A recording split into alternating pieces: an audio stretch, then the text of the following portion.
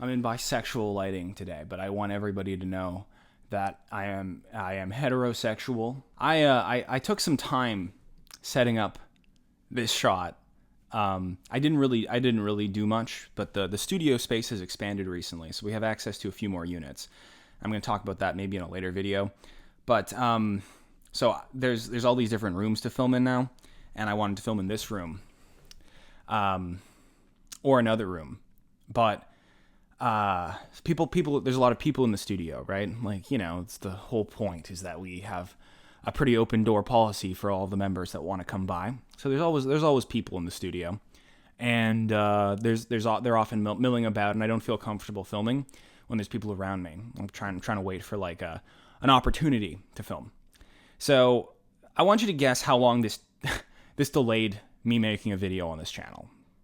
Was it 2 hours? Did I like set up my set and I was like, okay, well, there's some people here, but I'll wait for them to go, or did I just tell them to leave, right? And like say, hey, come back in 20 minutes after I filmed a quick video. Did it take a day? Did it delay me by a day? I think this situation here may have delayed me by a week. I may have spent a week just waiting for the right moment to film because I wanted like a cool background and lighting, and that's insane. That's an insane thing to do. That's an insane amount of time to waste waiting for something that really doesn't matter, which is a bit of bisexual lighting and this background. And this is my second channel. This should not be a production of any sort. And I mean, obviously it's not. I am using a cardboard box for my mic stand right now. But it should not be something that takes up time for me.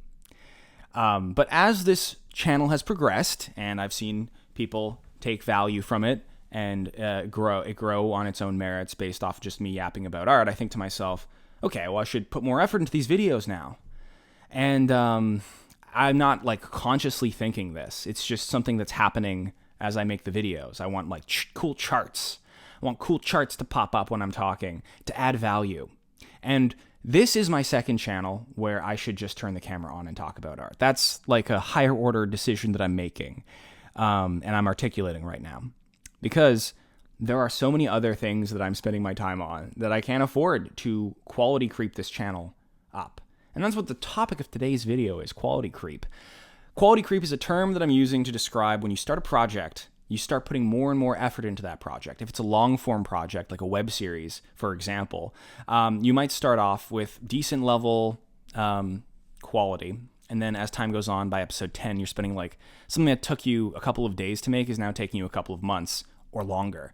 That's really sometimes bad. It doesn't have to be bad if you're like consciously making the decision, okay, I'm going to put more effort into this and make it cooler, and I can do this in an appropriate time span.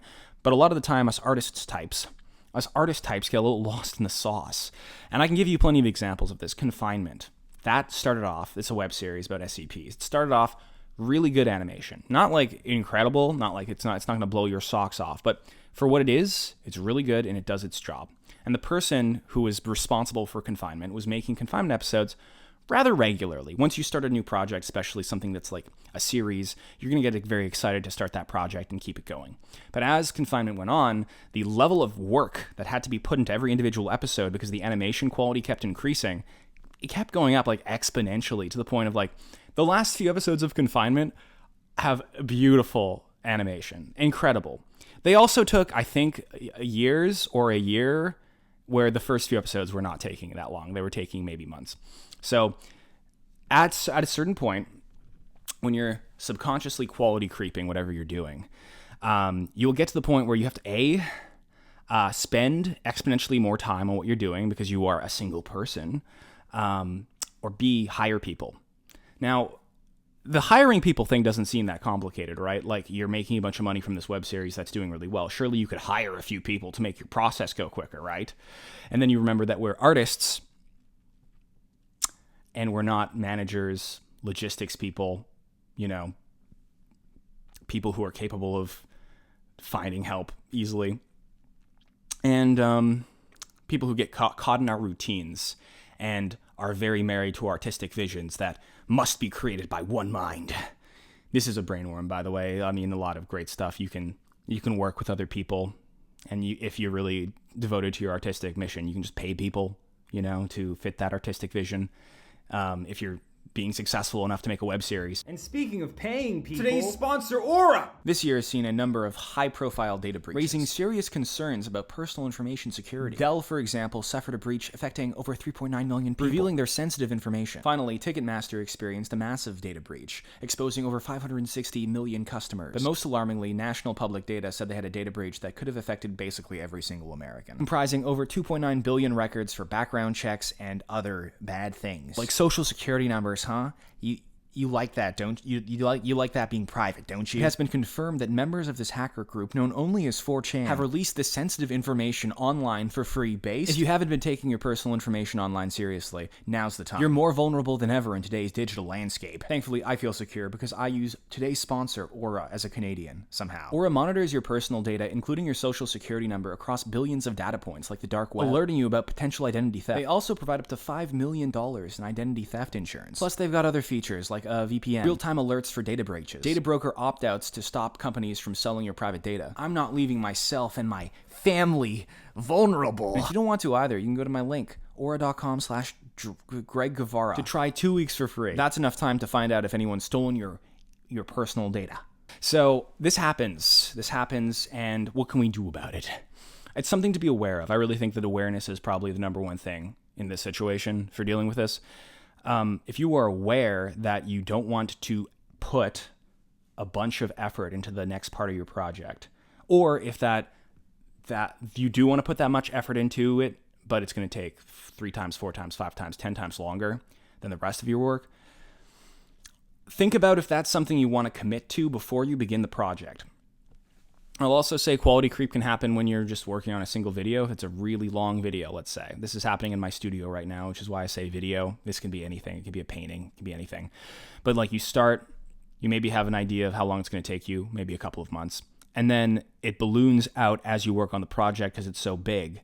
And you're like, it becomes an eldritch abomination quicker than you can even imagine.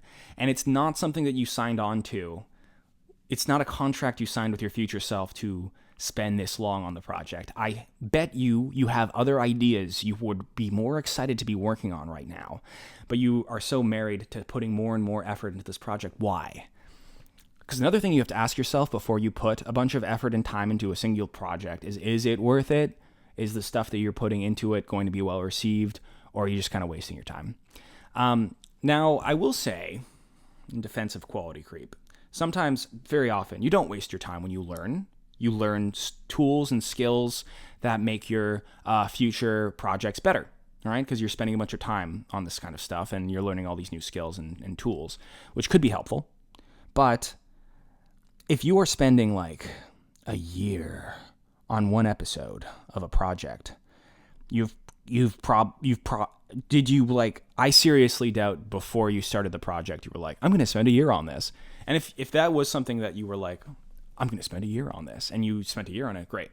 But even if you did sit down and say, I'm going to spend a year on this, chances are it's like year 3 now. And that's a disaster. That's like a complete disaster because there's so many other things you could have done. And chances are you're at the stage where you don't know what's going to work, right? Like if you're at the stage where you're just starting out and you don't know what's going to work, you maybe cannot actually afford to spend 3 years on a single project. So what is quality creep? I feel like I should just do a formal definition at this point.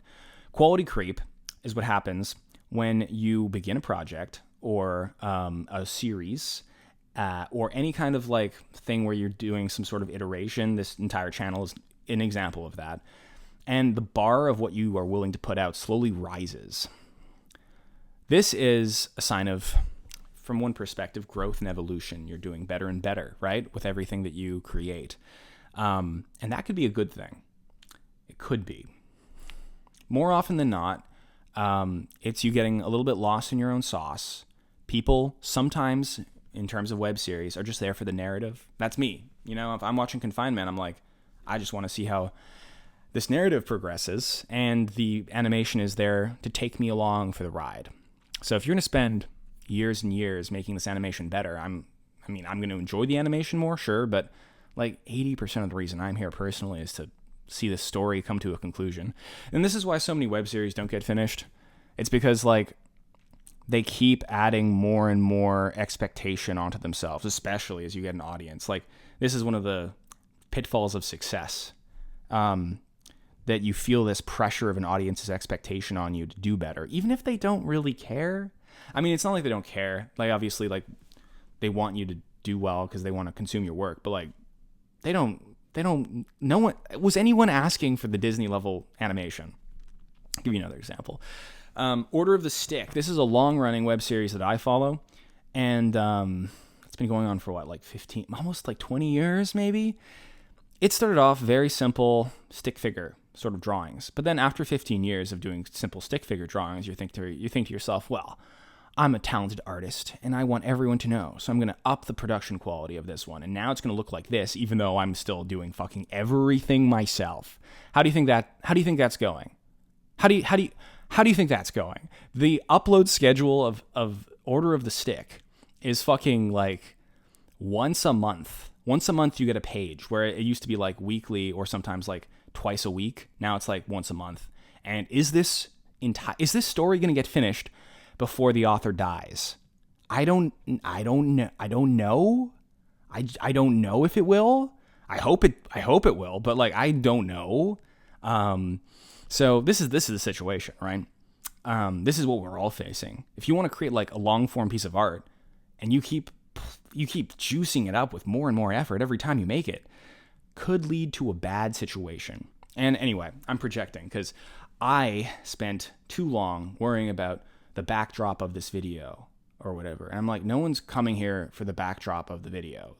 The utility of this is for me to share my artistic experiences and observations, hopefully in a way that's somewhat helpful to other people. So that's like the value add. And I shouldn't get like lost in the sauce of like, if I make a little cute little graphic, fine, good. But it doesn't have to be so grandiose, you know? Sometimes you're making something and people are getting a certain level of value out of it, and putting more effort into it might jiggle your dopamine receptors around a little bit, but like, you really got to ask yourself if that's worth it. I'll give you examples of like good quality creep. If you're doing stuff for 5 years and you feel like the quality of the stuff that you're making is still on the same level as what you were making 5 years ago and it's not fulfilling you, yeah, try something different. But there's ways of trying something different that like don't require you to spend 3, 5, 10 times as long on every project. If you're in a financial position where you can do that, excellent, good for you. I'm not. Speaking of which, Aura.